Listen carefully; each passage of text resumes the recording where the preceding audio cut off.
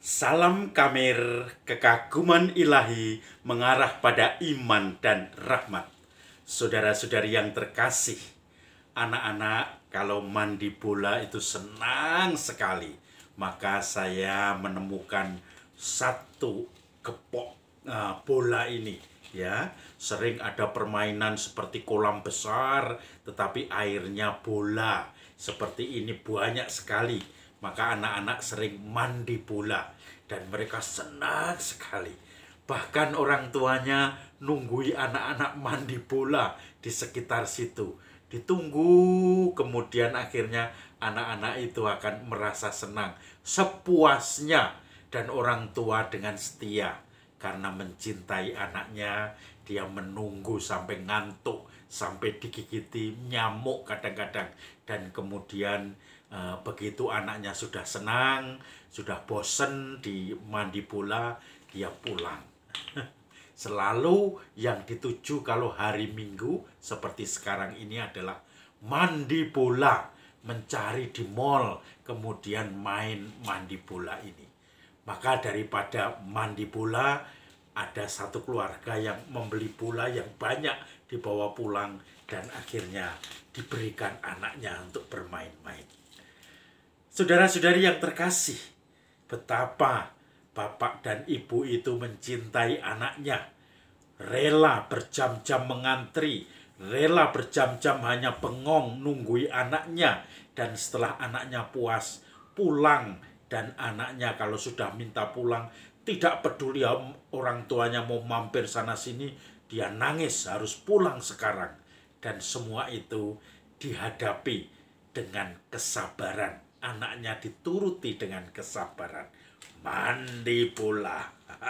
Maka orang tuanya pun ikut mandi kebosanan karena menunggui anak-anaknya. Saudara-saudari yang terkasih, Injil hari ini, Yesus memberi perumpamaan yang menohok kepada orang-orang Farisi dan ahli-ahli Taurat yang merasa diri benar, yang merasa diri tidak perlu pertobatan, yang merasa diri tidak ada cacat celah. Maka saudara-saudari yang terkasih, mereka jengkel, mereka mempertanyakan kenapa banyak orang-orang Farisi, banyak para pemungut cukai, orang-orang berdosa datang kepada Yesus, mendengarkan khotbah Yesus. Bahkan Yesus sering makan bersama mereka. Kenapa itu? Lalu Yesus menjawab dengan perumpamaan. Ada seorang bapak mempunyai 2 orang anak, yang sulung dan yang bungsu. Kemudian yang bungsu ini datang dan mengatakan, "Bapak, saya minta warisan, bagian hak saya. Saya akan pergi untuk merantau." Maka bapak itu pun membagi warisan, dan kemudian anak yang bungsu tadi mendapatkan haknya.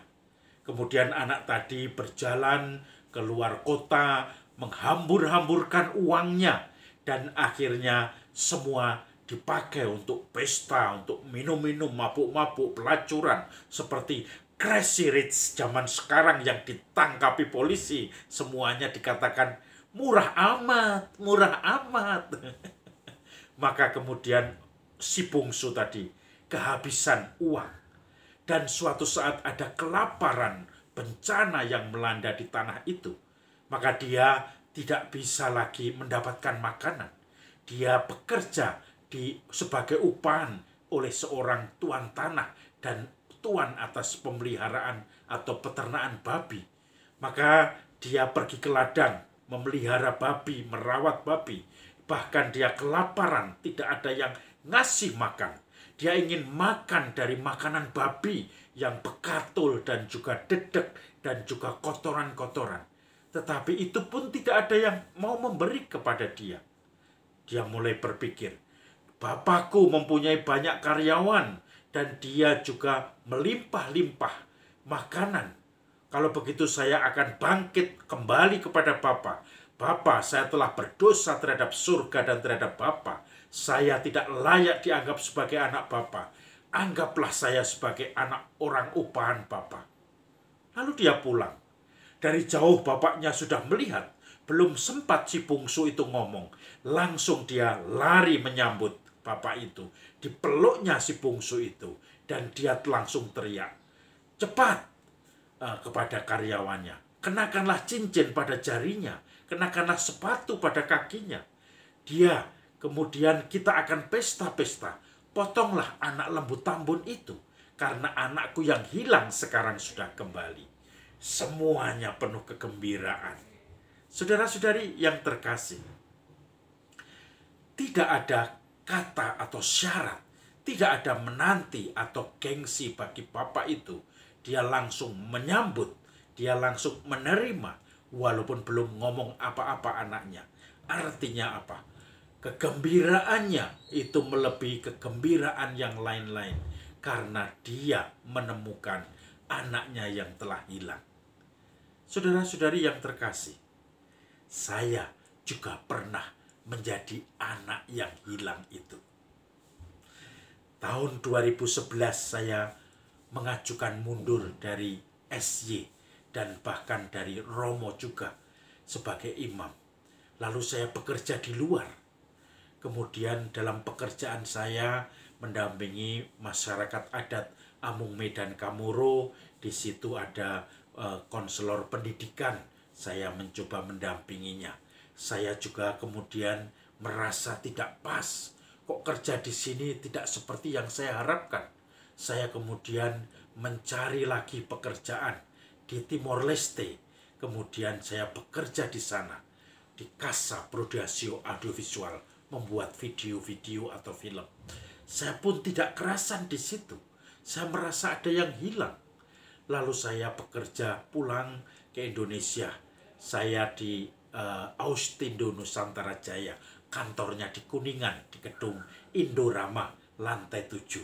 Saya pun kemudian bekerja base-nya di Papua. Kemudian pengolahan sagu untuk menjadi nasi untuk dinanak seperti nasi seperti itu atau beras. Saya pun merasa ini bukan saya. Maka saudara-saudari yang terkasih, saya akhirnya retret. Dalam retret 8 hari Oktiduum itu, saya jalan salib di rumah retret Girisonta. Waktu itu Sabtu sore sekitar jam 6 sore. Saya pelan-pelan mengikuti jalan salib. Setelah sampai ke pemberhentian 14, masih ada 2 gambar lagi, 2 perhentian lagi di depan sana, di depan di gang itu. Saya merasa harus saya lihat itu perhentian, saya ikuti. Lalu perhentian setelahnya adalah anak yang hilang. Lukisan seorang anak dengan tas yang kumal, pakaian yang kumal, minuman botol yang habis airnya, dan roti yang tinggal sedikit, dipeluk oleh seorang bapak. Dan judul lukisan itu Home, rumah, kembali ke rumah, dilukis oleh Romo Koder, Romo Projo Jerman. Maka saudara-saudari yang terkasih, saya merasa tremendous, saya merasa sungguh-sungguh diliputi sukacita. Bukankah itu saya, anak yang sudah keliling ke sana kemari, anak yang mencari sesuatu yang hampa dan tidak menemukan, kembali ke rumah Bapa. Saya waktu itu memutuskan kembali menjadi imam. Kebetulan juga surat mundur saya oleh Romo Provinsial waktu itu tidak dilanjutkan ke Vatikan Roma kepada Bapak Paus untuk diproses sebagai imam mundur. Hanya dimasukkan lagi oleh Provinsial SY pada waktu itu. Maka kemudian saya merasakan harus kembali. Saudara-saudari yang terkasih, waktu itu saya melanjutkan untuk adaptasi. Saya resign dari perusahaan di mana saya menjadi manajer sebelumnya. Kemudian saya manager external relation, di mana saya kemudian mundur dan saya mendaftar di salah satu yayasan sosial untuk menanggulangi orang yang kecanduan narkoba, yang kebetulan iklan di Kompas waktu itu surat kabar, dan saya habis retret belum pulang masih membaca Kompas. Ini mungkin petunjuk Tuhan. Lalu saya mendaftar di situ, saya diterima. Dalam waktu 3 bulan, Monsinyur Narko itu nelpon saya dia rapat di KWI, di Wisma Uskup, supaya saya menemui beliau. Waktu itu saya kerja di rehabilitasi narkoba di Sentul City, Kedaton Parahita, miliknya Romo Sumar, MSc. Lalu saya ketemu Bapak Uskup. Panjang lebar saya cerita, saya ungkapkan kebobrokan saya ungkapkan kegembiraan saya ungkapkan pekerjaan saya. Bapak Uskup setelah 2,5 jam selesai mendengarkan saya tanpa interupsi, tanpa protes. Dia langsung mengatakan, Januari kamu masuk ke Keuskupan Purwokerto. Nanti Kroya sudah menantimu. Paroki Kroya maksudnya. Saudara-saudari yang terkasih, saya merasa kenapa saya tidak diadili? Kenapa cerita saya 2,5 jam tadi diabaikan dan hanya mengatakan Januari saya masuk, padahal waktu itu sudah akhir November. Artinya tinggal 1 bulan lebih sedikit saya mempersiapkan diri. Dan saya seakan-akan tidak dianggap apa-apa dalam arti kesalahan saya. Itu saya diterima tanpa syarat. Saudara-saudari yang terkasih, inspirasi anak yang hilang membuat saya kembali lagi sebagai imam. Dan blessing in disguise-nya, Romo Provinsial setelah 3 atau 4 tahun di luar, dia tidak mengirim surat pengunduran saya diri itu ke Jenderal SY maupun ke Roma. Kemudian yang kedua, saya diterima juga seperti anak yang hilang oleh Monsinyur Sunarko di Keuskupan Purwokerto. Saudara-saudari yang terkasih, dalam masa Prapaskah ini, Anda semua, kita semua diharapkan untuk melihat perjalanan hidup kita, di mana kita menjadi anak yang hilang dan Tuhan menerima kembali. Di mana kita menemukan Tuhan yang mengasihi kita, yang selalu menampakkan wajahnya, yang menuntun kita untuk kembali kepadanya tanpa syarat, walaupun banyak kelemahan dan dosa-dosa kita. Mari kita lanjutkan masa Prapaskah ini dengan semangat pertobatan, karena kisah kita dicintai oleh Tuhan. Salam Kamir, kekaguman ilahi mengarah pada iman dan rahmat.